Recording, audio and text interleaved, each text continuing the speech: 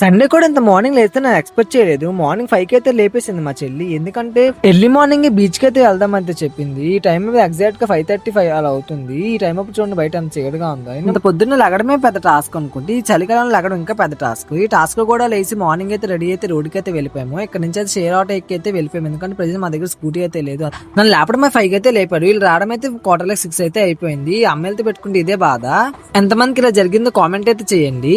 ఇంకా నేను మా చెల్లి కాకుండా మా అక్క పిల్లలు కూడా వస్తున్నారు. అందరూ కలిపి బీచ్ కి అయితే వెళ్ళాము. ఇంత మార్నింగ్ బీచ్ కి వెళ్ళాలని కోరికలు ఎవరికైతే ఉంటాయో కామెంట్ చేయండి. మార్నింగ్ బీచ్ అయితే చాలా అంటే చాలా బాగుంది. ఆ సన్ రైజెస్ అయితే వేస్ మీద పడుతూ ఇంకా బ్యూటిఫుల్ గా అయితే కనిపించింది. నాకు చాలా పీస్ఫుల్ గా అయితే అనిపించింది. ఎవరికైతే మార్నింగ్ టీ గానీ కాఫీ గానీ తాగే అలవాటు ఉందో కామెంట్ చేయండి. అలాగే మీకు కూర్చొని ప్లేస్ అక్కడ ఒకటి గెస్ట్ చేసి అయితే కామెంట్ చేయండి.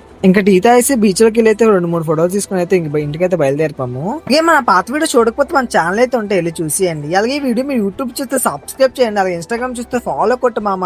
ఉంటా.